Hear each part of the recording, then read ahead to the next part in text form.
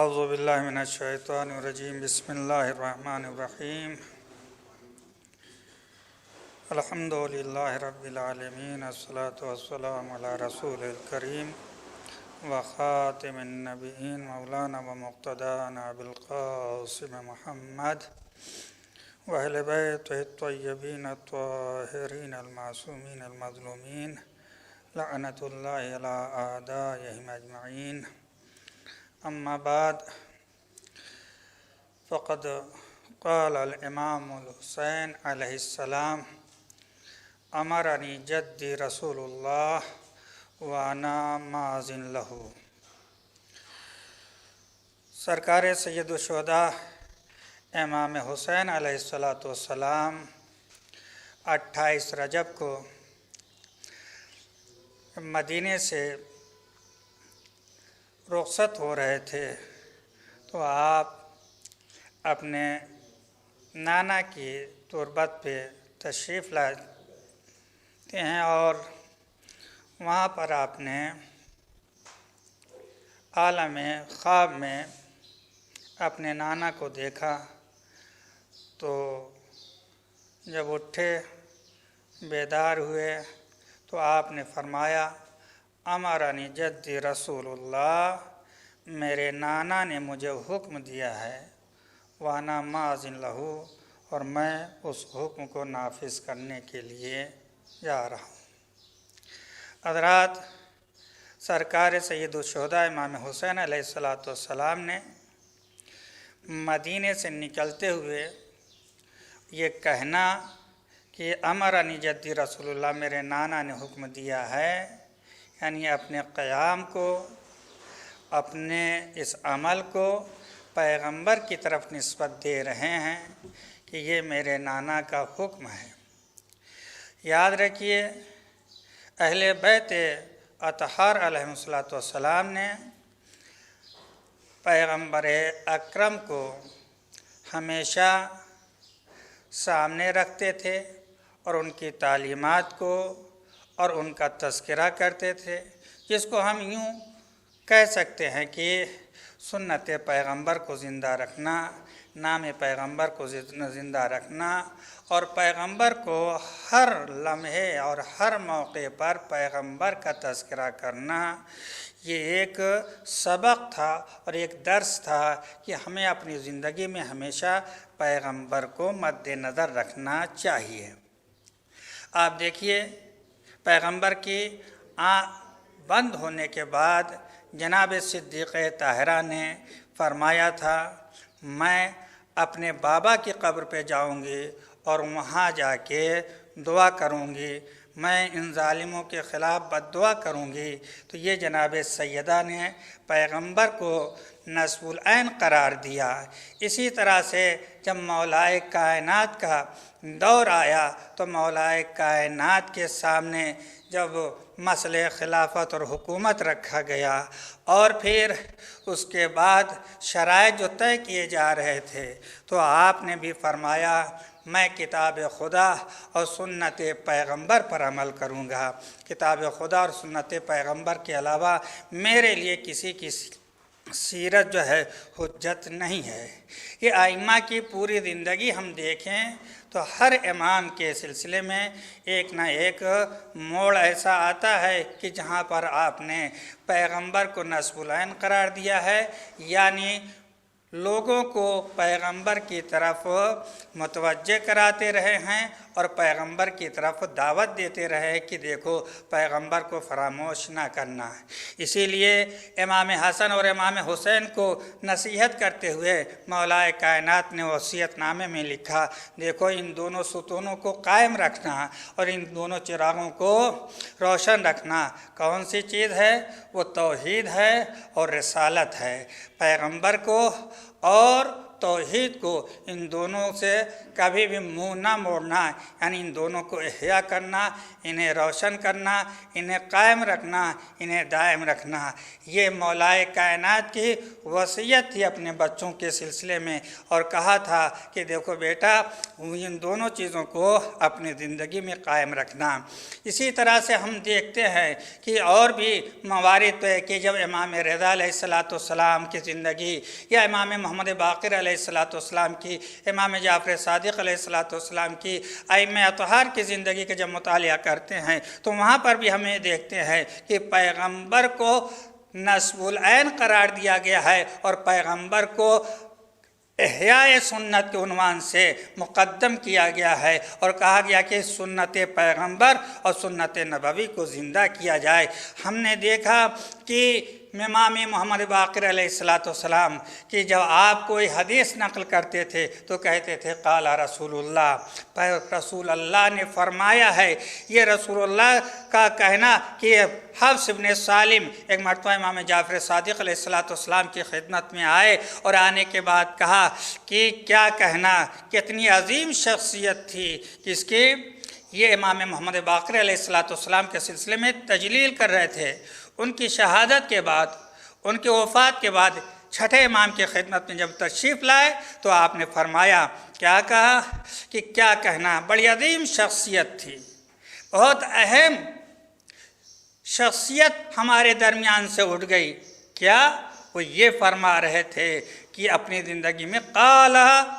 رسول اللہ، پیغمبر اکرم نے یہ فرمایا، یعنی اپنے درمیان اور پیغمبر کے درمیان میں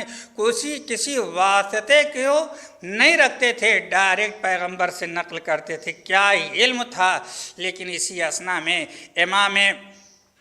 یہ خود اس بات کی طرف اشارہ کر رہا ہے کہ ہمیں ہر وقت پیغمبر کو زندہ رکھنا چاہیے، پیغمبر کا تذکرہ کرنا چاہیے، پیغمبر کو مد نظر رکھنا چاہیے۔ اور اسی لیے امام رضا علیہ السلام نے اپنے دور میں سنت پیغمبر کی طرف توجہ دلائی اور کہا، جب آپ سے کہا گیا کہ آپ نماز عید پڑھائیے تو امام رضا علیہ السلام نے فرمایا، میں ویسے نماز عید پڑھانے جاؤں گا جیسے میرے جد پڑھایا کرتے تھے۔ یہ جد کا حوالہ دینا یعنی لوگوں کے ذہنوں میں پیغمبر کو زندہ رکھنا، پیغمبر کو احیا کرنا کہ لوگ پیغمبر سے وابستہ رہیں، پیغمبر سے نہ ہٹنے پائے۔ یہ امام رضا علیہ السلام نے اپنے عمل سے پیش کیا کہ جیسے میرے جد نماز پڑھایا کرتے تھے میں ویسے نماز پڑھاؤں گا۔ اور جب سنت پیغمبر، سیرت پیغمبر کے سائے میں امام رضا علیہ السلام چلے تو اثر کیا ہوا؟ وہ حاکم، وہ حکومت جو امام کے ذریعے سے اپنے مقصد کو حل کرنا چاہ رہے تھے، لیکن انہوں نے فوراً اپنے فیصلے بدل دیے، کہا کہ اگر امام رضا اس شان کے ساتھ اگر مسلح تک پہنچ گئے تو ہماری حکومت چلی جائے گی، ہمارا اقتدار چلا جائے گا، ہماری شان، آن بان شان سب مٹ جائے گی۔ لہذا امام کو درمیان سے واپس بلایا، کہا فرزند رسول آپ کہاں جائیں گے، کیوں زحمت اٹھائیں گے؟ تو یہ ہے عزیزان گرامی، سنت پیغمبر کا اثر ہماری زندگی میں سنت پیغمبر کو زندہ کرنا چاہیے، اور یہی تو کوشش کی جا رہی تھی۔ پیغمبر کی آنکھ بند ہونے کے بعد جو حکومتیں آئیں انہوں نے سنت پیغمبر کو مٹانے کی کوشش کی، نام پیغمبر کو مٹانے کی کوشش کی، جس کے آپ کے سامنے سب سے اہم مسئلہ، سب سے واضح اور روشن بات جو آتی ہے وہ یہ کہ جب کسی نے کہا کہ امیر شام کی خدمت میں کہ کیوں آپ بنی ہاشم کے خلاف اتنا ہے، اب بنی ہاشم کے پاس کیا رہ گیا ہے، سب کچھ تو تمہارے پاس آ گیا ہے، اقتدار تمہارے پاس آ گئی، حکومت تمہارے پاس آ گئی، اب کیا بات ہے، کیوں؟ تو ایک مرتبہ کہا جب نماز کا وقت ہوا، کہا کہ دیکھ نہیں رہے ہو اس اذان میں نام کس کا لیا جا رہا ہے؟ محمد کا نام لیا جا رہا ہے۔ جب تک یہ محمد کا نام لیا جائے گا، یہ مٹانے کی کوشش کی جا رہی تھی، اسی لیے ائمہ اطہار نے پیغمبر اکرم کا تذکرہ بار بار کرتے رہے کہ نام محمد نہیں مٹایا جا سکتا ہے۔ کسی نے جب فتح کے سلسلے میں پوچھا تھا امام زین العابدین علیہ السلام سے، بتائیے مولا کس کی فتح ہوئی ہے، کون کامیاب ہوا ہے؟ واقع کربلا کے بعد تو امام حسین علیہ السلام کی شہادت کے بعد تو امام زین العابدین علیہ السلام نے یہی فرمایا تھا کہ مؤذن کو اذان دینے دو۔ جیسے ہی مؤذن نے اذان دی، فوراً ہی امام نے اپنے سینے پہ ہاتھ رکھ کے کہا، ٹھوک کے کہا کہ خدا کی قسم میرے بابا کی فتح ہوئی ہے۔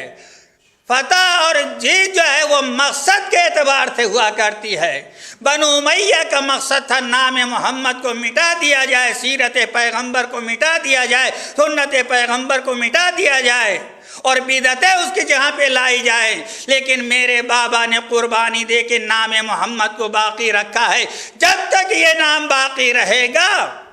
میرے بابا کی فتح کا اعلان ہوتا رہے گا۔ اور یہی بات تھی امام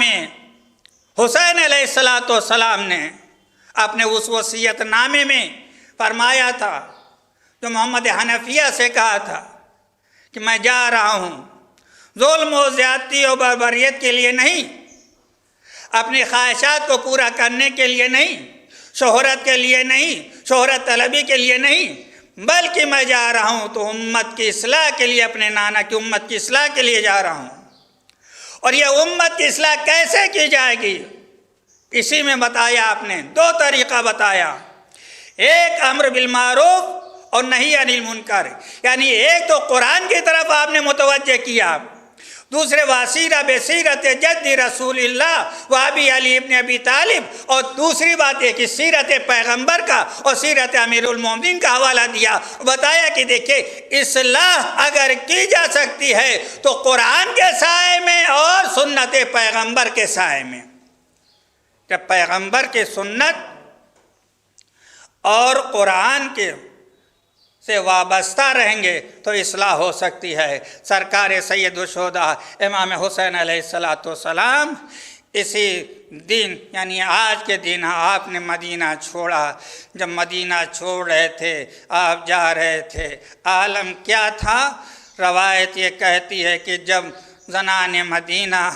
عورتیں آئی ہیں رخصت ہونے کے لیے تو یہی کہا تھا فرزند رسول آپ جا رہے ہیں ہمارے درمیان سے، تو آئیے آپ کھڑے ہو جائیے۔ دو رویا عورتیں کھڑی ہو گئیں رخصت کرنے کے لیے، تو ایک مرتبہ امام نے پوچھا کیوں گریہ کرتی ہیں، کیوں رو رہی ہیں؟ تو یہی کہا تھا کہ آج کا دن ہمارے لیے ویسے ہی ہے جیسے آج کے دن ویسے ہی ہے جیسے رسول خدا اس دنیا میں نہ رہے، علی مرتضیٰ نہ رہے، فاطمہ زہرا نہ رہیں، حسن مجتبیٰ نہ رہے۔ یہی حسین تھے جن سے بوئے رسالت آ رہی تھی، یہی حسین تھے جن سے بوئے علی آ رہی تھی، یہی حسین تھے جن سے بوئے فاطمہ آ رہی تھی، یہی حسین تھے جن سے بوئے حسن آ رہی تھی۔ آج وہ بھی حسین جا رہے ہیں، مدینے والوں نے رخصت کر دیا، ہاں حسین جا رہے ہیں، لیکن ارباب ادا کیا معلوم تھا کہ ایک دن یہ جاتا قافلہ جو جا رہا ہے پلٹ کر جب قافلہ آئے گا تو قافلہ تو آئے گا لیکن حسین نہ رہیں گے، عباس نہ ہوں گے۔ اہل حرم کا جب لٹا ہوا قافلہ آیا تھا تو یہی تو ام کلثوم نے فرمایا تھا، در و دیوار مدینہ دیکھ کے آواز دی تھی، اے نانا کے مدینے تو ہماری آمد قبول نہ کرنا، ہم لٹ کے آئے ہیں، ہم مصیبت زدہ ہیں، جب گئے تھے والیوں کا سایہ تھا، پلٹ کر آئے ہیں تو گودیاں ویران ہیں، فیعلم الذین ظلموا ای منقلب ینقلبون۔ پروردگار کے واسطہ محمد و آل محمد کا ہماری اس ادا کو قبول فرما۔ پروردگار کے واسطہ محمد و آل محمد کا تمام مومنین و مومنات کی مغفرت فرما۔ تمام شیعان حیدر کرار کی جان مال عزت آبرو کی حفاظت فرما۔ परवरदिगार तो रास्ता मोहम्मद वाले मोहम्मद का अतबात आलिया की हिफाजत फरमा, मराज दाम उलमा इकराम की हिफाजत फरमा, परवरदिगार हौज़ात इल्मिया मदारिस दीनिया की हिफाजत फरमा, परवरदिगार तो रास्ता मोहम्मद वाले मोहम्मद के इमाम ज़माना के ज़हूर में ताजील फरमा और हम सब को इमाम के नासिर मददगार में शुमार फरमा।